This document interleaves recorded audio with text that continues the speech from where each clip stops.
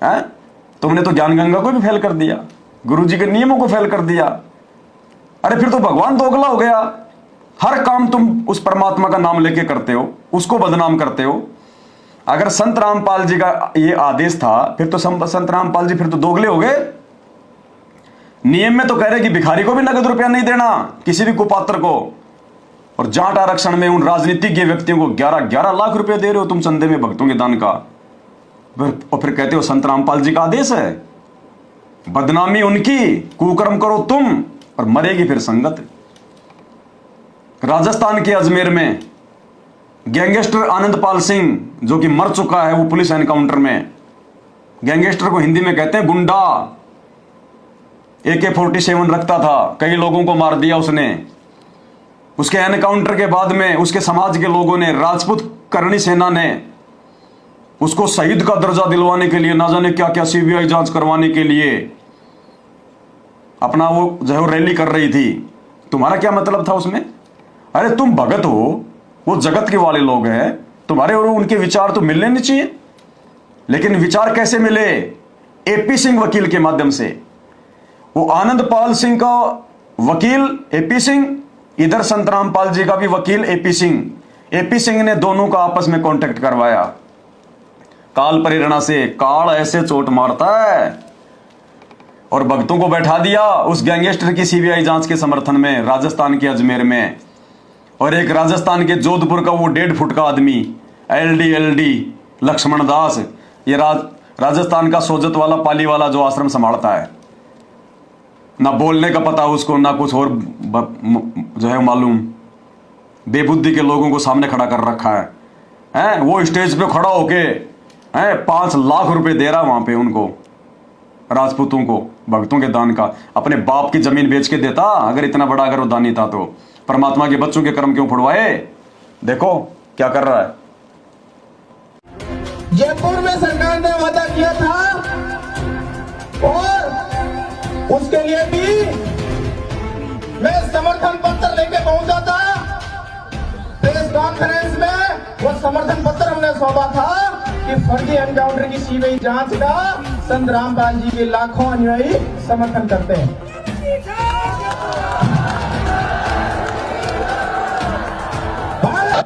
इसके जैसे 2-4 भगत स्टेज पे इसके पीछे खड़े हो गए।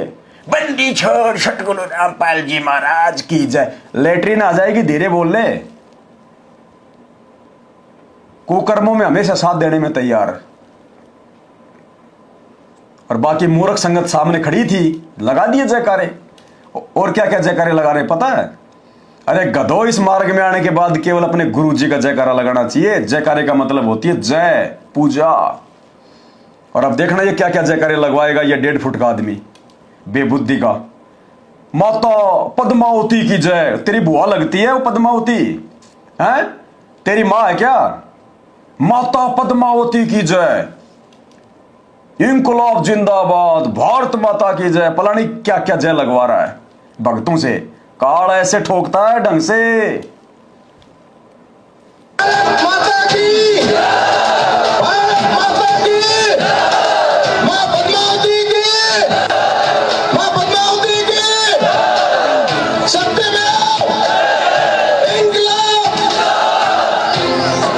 हमारे इंकलाब जिंदाबाद। अरे तुम भगत हो या तुम फिर मतलब भगत सिंह हो? अरे तुम भगत हो या भगत सिंह हो? अरे भगत ने अपने गुरुजी के जयकारा लगाना होता है। इंकलाब जिंदाबाद ये भक्तों का काम नहीं होता। ये उनका काम होता है जिनके खून में जो मतलब जोश होता है। और भगत कभी जोश में नहीं आते। भक्तों का काम नहीं होता ये लड़ाई झगड़ा, ये आंदोलन करना। इंकलाब जिंदाबाद, इंकलाब जिंदाबाद। बड़े जोर के तुम पाकिस्तान के बॉर्डर पे जो है खड़े होके बोल रहे हो ना। काल ऐसे ठोकता है। अब देखना 5 लाख रुपए का चेक पकड़ाएगा। रामपाल जी के लाखों अनुयायियों द्वारा एक सहयोग की राशि दादा सुखदेव सिंह जी को भेंट कर रहे हैं। 5 लाख का सहयोग दादा सुखदेव जी को भेंट कर रहे हैं।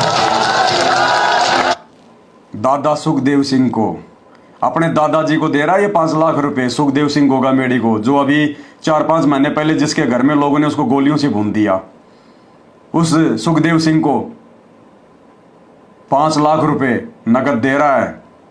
अब वो सुखदेव सिंह है, उसने दारू पी, सारे उसने उल्टे काम किए, उसने कर्म फूटेंगे बैंकर। अरे जब 5 लाख रुपए लेने वाले की ऐसी दुर्गति से मौत हुई है, उसके घर पे उसको गोलियों से गूंद के गए हैं, तो देने वालों का क्या होगा? लेने वाले को तो ज्ञान नहीं था, सुखदेव को तो ज्ञान नहीं था। तुम्हारे को तो संत रामपाल जी ज्ञान देके गए थे ना कि बच्चों दान का पैसा कहां देना चाहिए, कहां नहीं देना चाहिए और किसको देना चाहिए। दुर्गति होगी, दुर्गति। उस सुखदेव से भी भयंकर मौत होगी।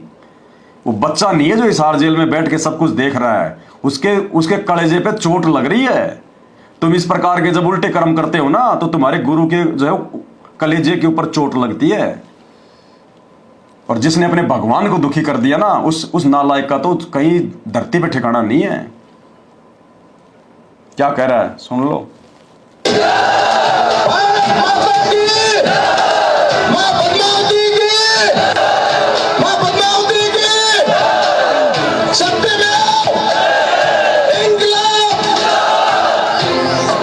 हमारे संत रामपाल जी के लाखों अनुयायियों द्वारा एक सहयोग की राशि दादा सुखदेव सिंह जी को पेश कर रहे हैं। 5 लाख का सहयोग दादा सुखदेव जी को पेश कर रहे हैं। मैं बता देता हूँ संत श्री रामपाल जी को बहुत कर्म फुड़वाए हैं, बहुत कर्म फुड़वाए हैं, एक नहीं हजारों कुकर्म करवा के। भुगतना पड़ेगा, आने वाले समय में भुगतना पड़ेगा। भाई और बहनों, कहने को बहुत कुछ है। आज आए तो थे हम हमारे दूसरे मुद्दे पर, उस दाढ़ी मूछ वाले काल्पनिक कबीर जी का प्रकट दिवस मनाना चाहिए नहीं मनाना चाहिए अब जून के महीने में। लेकिन आज परमात्मा ने शायद यही मुद्दा उठवाना था। क्या पता कुछ अच्छी आत्माएं भी जुड़ी हों लाइव में, उनकी आंखें खुल जाएं, जो नए नए भगत हैं बेचारे, जिन्होंने अभी तक इनके ये काले कारनामे इनके देखे नहीं है। और एक नहीं, दो नहीं भाई और बहनों, कितने की बताऊं आपको मैं। आपके संजीव हुड्डा, उत्तर प्रदेश का स्टेट कोऑर्डिनेटर संजीव हुड्डा, पहले वो रामचंद्र भगत कानपुर वाला, पहले वो सात संगति में था। और जब ये संजीव हुड्डा मैनेजमेंट जब ये उल्टे काम करता था, भक्तों को इकट्ठा करते थे ये काले दिवस के नाम पे, फलाने दिवस के नाम पे, तो वो उनसे सवाल जवाब कर रहा है। और रामचंद्र को ये संजीव हुड्डा क्या बोल रहा है?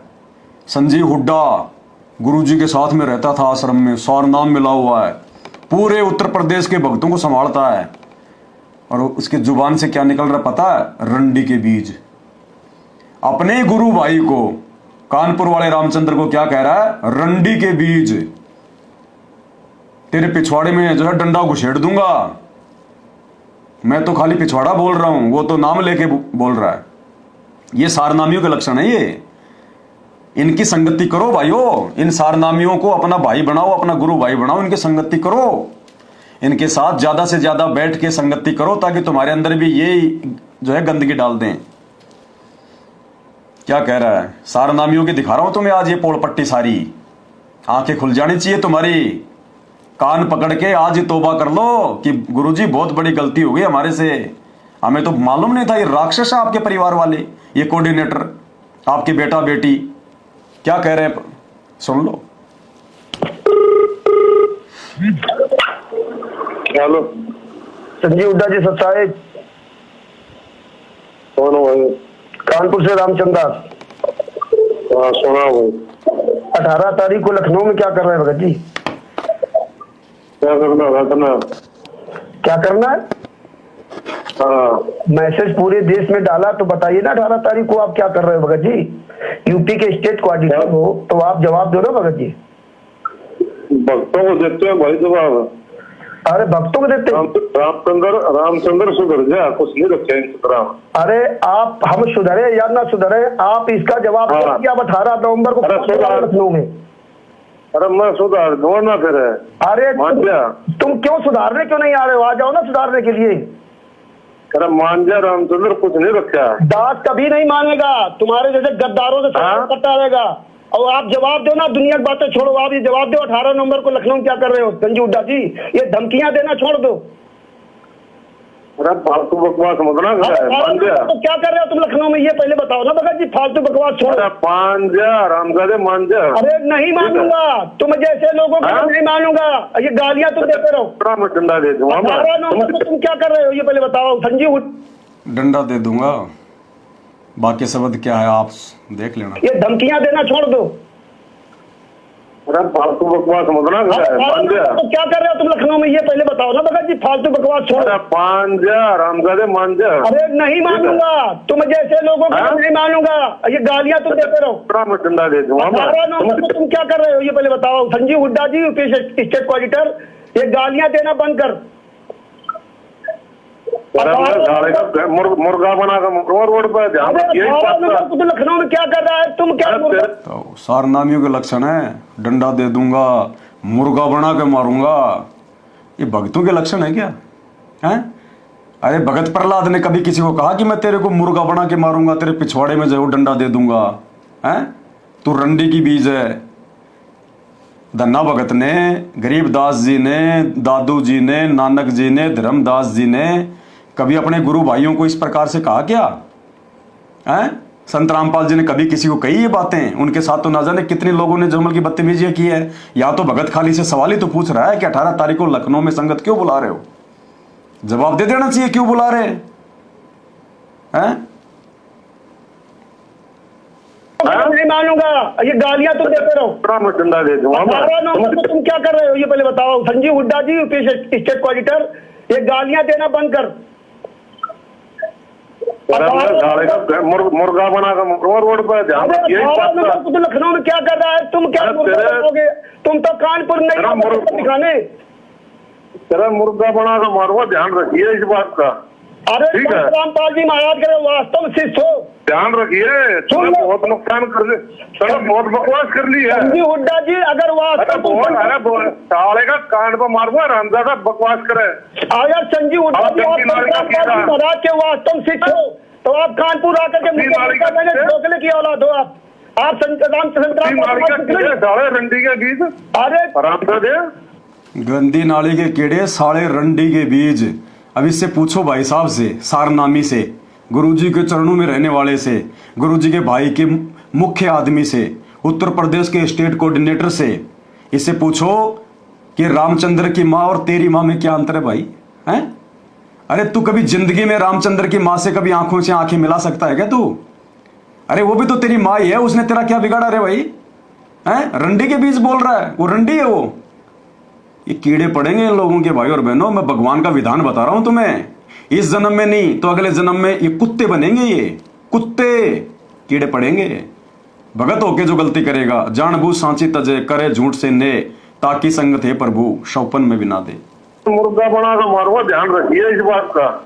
अरे ठीक है। संत रामपाल जी महाराज करे वास्तव में शिष्य हो। ध्यान रखिए, तुमने बहुत नुकसान कर दी, तुमने बहुत बकवास कर ली है। संजीव हुड्डा जी अगर अरे वास्तव बोल साले का कान पर मारूंगा, रामजादा बकवास करे। अगर संजीव हुड्डा आप जी आप जबकि नारी का संत रामपाल कीड़ा। जी महाराज के वास्तव शिष्य हो, तो आप कानपुर आकर के अपनी नारी का मैंने कीड़ा। ढोकले की औलाद हो। आप संत नाली का कीड़े साले रंडी के बीज अरे रामजादे। बहुत ही परमात्मा ने ज्ञान दिया। भाई और बहनों, जो संत रामपाल जी के भगत हैं, जो नए भगत हैं, और जो जगत वाले भाई हैं, जो लाइव देख रहे हैं, जो संत रामपाल जी के सत्संग सुन रहे हैं, भाई और बहनों, ये सत्य मार्ग है, ये धरती पर संत रामपाल जी का सत्य आध्यात्मिक मार्ग है। और काल केवल इस दुनिया में ना जाने कितने पंथ चल रहे हैं, कितने गुरु हैं, कितने कबीरपंथी, कितने राधा स्वामी, धन धन पता नहीं कितने हैं।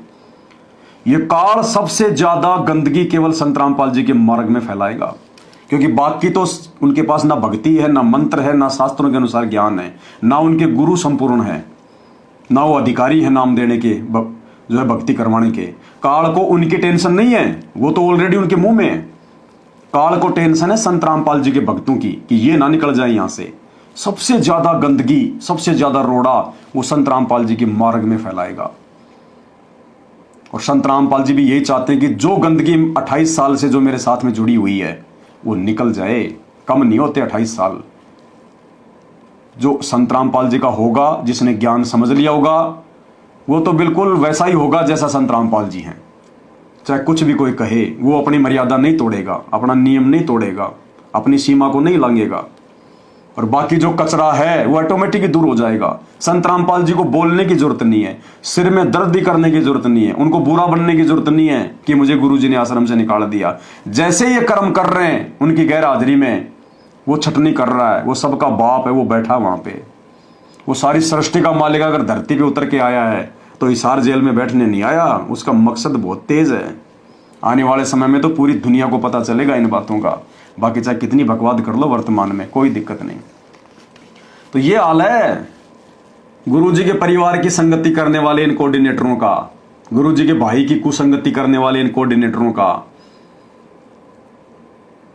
और संत रामपाल जी ने तो खुद अपने बच्चों के बारे में अपने मुंह से बोल दिया, खुद दुनिया का एकमात्र पहला संत है संत रामपाल जी, पहला संत जो अपने बेटा बेटी के विषय में उनके कुकर्मों के बारे में बता रहे हैं, उनके चरित्र के बारे में बता रहे हैं, खुलकर संगत में सत्संग करते समय लाखों आदमियों के सामने। ऐसा और संत नहीं मिलेगा आपको। बाकी संतों के बेटा बेटी कितने गिरे हुए हों, कितने कुकर्म करते हों, वो संत कभी भी अपनी संगत के सामने अपने बच्चों के बारे में उनकी पोल नहीं खोलेंगे। लेकिन ये परमात्मा है, भगवान है, ये समदृष्टि है, ये सबके साथ समान रूप से व्यवहार करता है। और इन्होंने अपने बेटा बेटी के बारे में, इनके 2 बेटे 2 बेटियां हैं, 2008 में पूरी संगत के सामने संत रामपाल जी ने बता दिया था, रिजेक्ट कर दिया उनको और कहा कि इस दास के 4 संतान थी। ये नहीं कहा कि दास के 4 संतान हैं, क्या कहा थी, जबकि जीवित तो आज भी है वो नालायक, वो ही तो कर रहे हैं सारे ये कुकर्म, आज भी है वो। लेकिन फिर भी संत रामपाल जी ने क्या कहा कि इस दास के 4 संतान थी, यानी संत रामपाल जी ने उनको रिजेक्ट कर दिया कि अब नहीं हो तुम मेरे। और फिर क्या कह रहे हैं, और मुझे अच्छे से पता है उनका, वो क्या करते, आगे चल के मेरी क्या खातिरदारी करते, क्या उनका स्वभाव है, क्या उनका मतलब व्यवहार है, मुझे अच्छे से पता है। पूरी संगत के सामने गुरुजी अपने बेटा बेटियों के बारे में बता रहे हैं। और आज उन बेटा बेटियों ने वो ही कुछ कर दिया जो संत रामपाल जी ने 2008 में संगत को पहले ही बता दिया था। सुन लो संत रामपाल जी के मुख कमल से उनके बेटा बेटी के विषय में। पुण्यात्माओं, इस दास के 4 संतान, 2 लड़के 2 लड़की थी। यदि ये दास उन्हीं में उलझ पुलझ रह जाता, अब मुझे पता है मेरी कितनी की खातिरदारी करें, खूब पता है मुझे वह क्या नेचर है उनका, कैसा उनका स्वभाव और क्या करते। अब परमात्मा के चरणों में आया हूं, मेरे लाखों चेले बेटा बेटी हो गए। अब संगत वाले लाखों बेटा बेटी हो गए, गुरुजी कह रहे हैं वो मेरे बेटा बेटी नहीं है। दुनिया का पहला संत है जो पूरी संगत के सामने अपना बेटा बेटी के कुकर्म बता रहा है, संगत को सावधान कर रहा है कि नालायकों समझ जाओ मेरे संकेतों को, मैं इनसे महादुखी हूं, तुम भी इनसे जो है बच के रहना।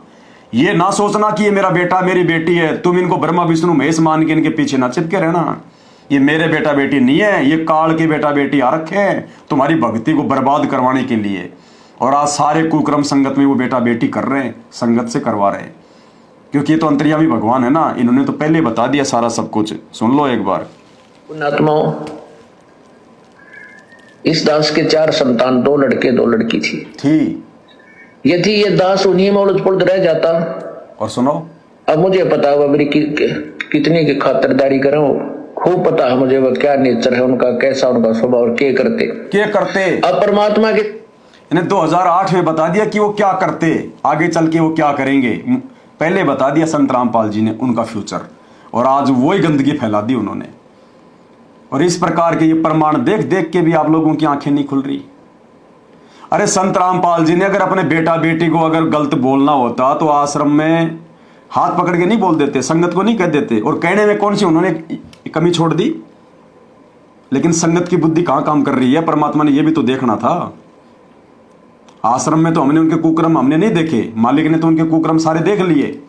अरे आज तो संत रामपाल जी के जेल जाने के बाद में उनके कुकर्म तुम सबके सामने हैं। कौन सी ऐसी मर्यादा है जो इन लोगों ने आपकी ना जो है वो ना तोड़वाई हो। अब भी नहीं सुधरोगे क्या। अपने भाई के बारे में गुरुजी ने 2008 में ही इशारा कर दिया कि काल अपने 1-2 दूत तो संगत में भेज चुका है। 2008 में गुरुजी ने अपने भाई के बारे में बता दिया और उसी भाई ने बरवाला कांड करवा दिया।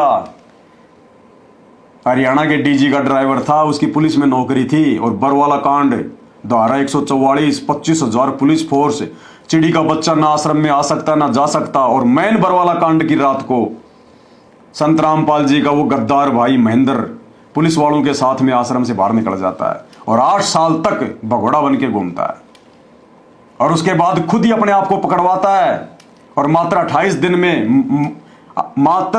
दिन में 5 भक्तों के मर्डर के मुकदमे में जमानत पे आ जाता है और फिर वही कुकर्म संगत में शुरू कर देता है। 2008 में कह दिया था गुरुजी ने कि 1-2 काल के दूत संगत में आ चुके हैं।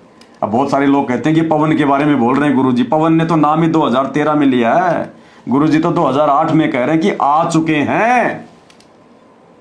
अपने भाई और बलजीत के बारे में कर रहे हैं संकेत। तो काल को चिंता होगी है कि ईब तेरी बात बिगड़ेगी। जो आज तक झूठा संदेशा भिजवा रखा था जनता में, अब ये पोल खुल रही है।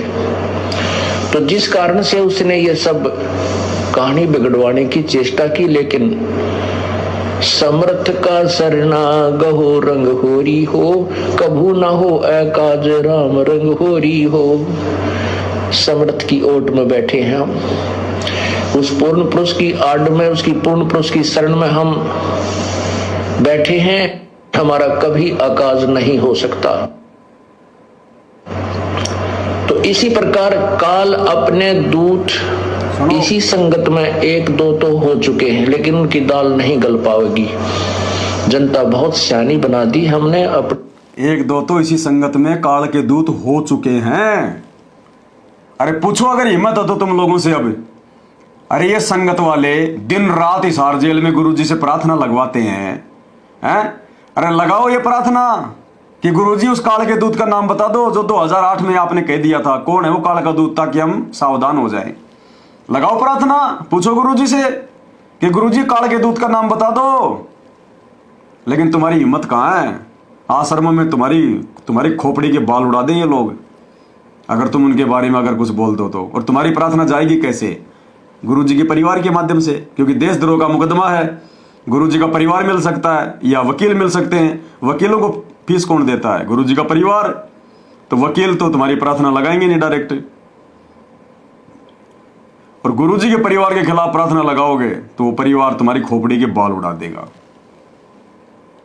लेकिन यहां परमात्मा ने स्पष्ट रूप से कह दिया, इसके बाद भी अगर तुम्हारे को समझ में नहीं आ रहा तो भाई बुद्धि भ्रष्ट है फिर संगत की। उसने ये सब कहानी बिगड़वाने की चेष्टा की, लेकिन समर्थ का सरना गहो रंग होरी हो, कभू ना हो एकाज राम रंग होरी हो। समर्थ की ओट में बैठे हैं हम, उस पूर्ण पुरुष की आड़ में, उसकी पूर्ण पुरुष की शरण में हम बैठे हैं। हमारा कभी आकाज नहीं हो सकता। सुनो अब।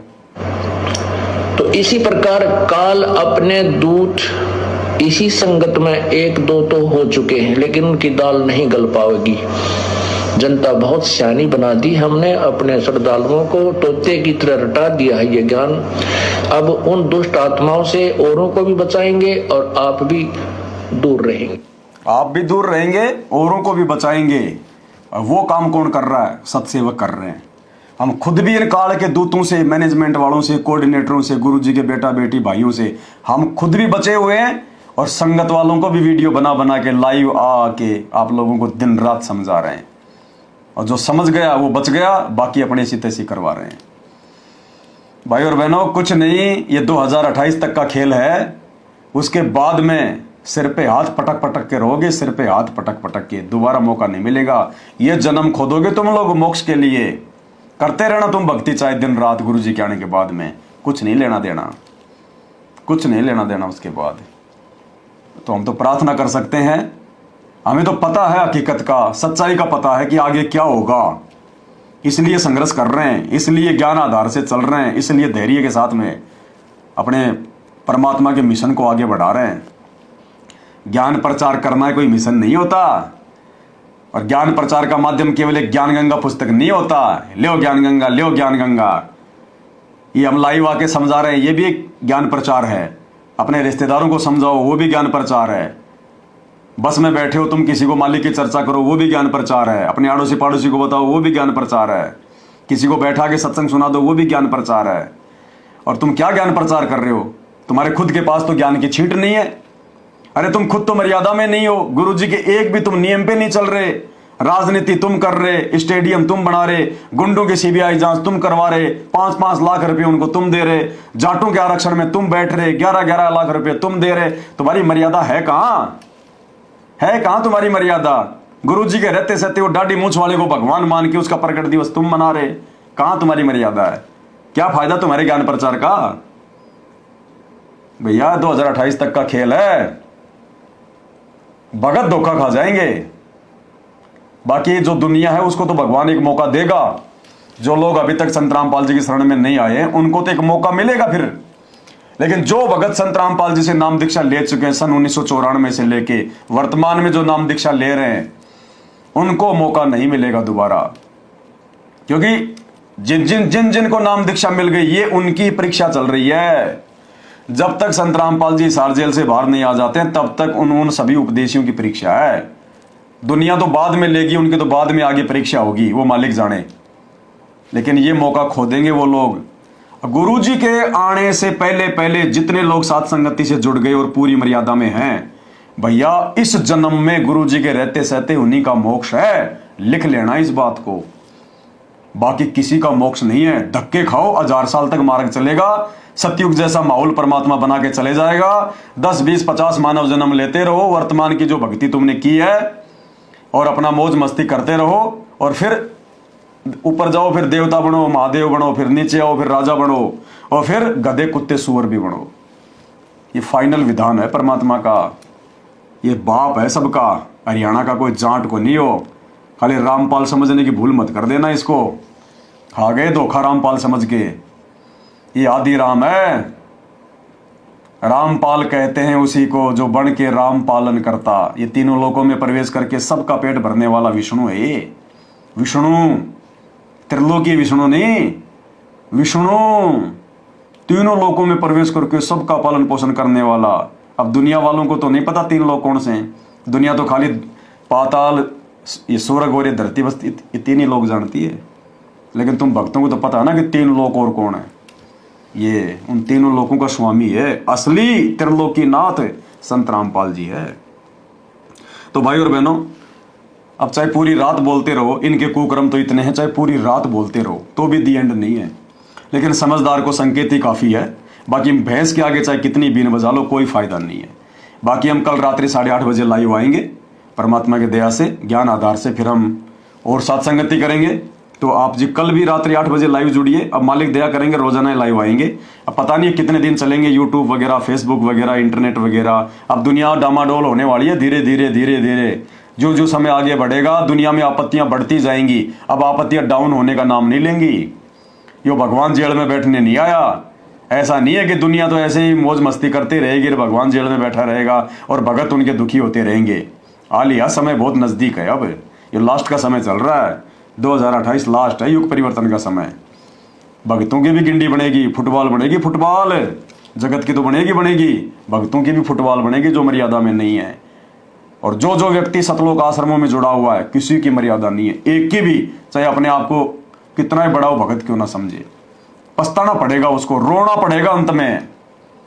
और इसी गुरुद्रोही के, इसी पवन दास के वीडियो देखने पड़ेंगे उसको अगर भक्ति करनी है तो। ये सारे नियम साथ संगति के फॉलो करने पड़ेंगे अगर संत रामपाल जी का भगत बन के भक्ति करनी है तो। नोट कर लो, जिस दिन संत रामपाल जी से देशद्रोह का मुकदमा हट जाएगा उसी दिन इस पवन दास से भी गुरुद्रोही का मुकदमा हट जाएगा। तो दुनिया मूर्ख बनी पड़ी है, ऐसे ही संगत मूर्ख बनी पड़ी है। रोगे बाद में, ये परिवार तुम्हारे को दिखाई भी नहीं देगा गुरु जी का, जो इनके पीछे आंख बंद करके चल रहे हैं आज। तो आज के लाइव वीडियो में केवल इतना ही। बंदी छोड़ सतगुरु रामपाल जी भगवान की जय हो।